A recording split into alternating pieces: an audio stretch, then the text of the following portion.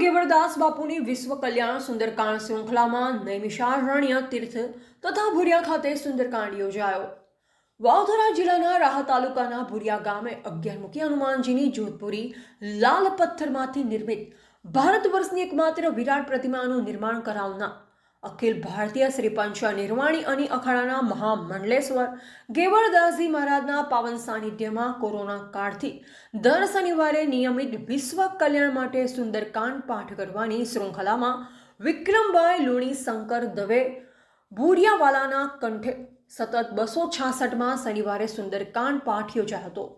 સાથે પૂજ્ય મહામંડલેશ્વર ગેવરદાસ બાપુ શનિવારે જ્યાં હોય ત્યાં પણ જગત કલ્યાણ માટે સુંદરકાંડ પાઠ કરાવતા હોય છે। પૂજ્ય બાપુ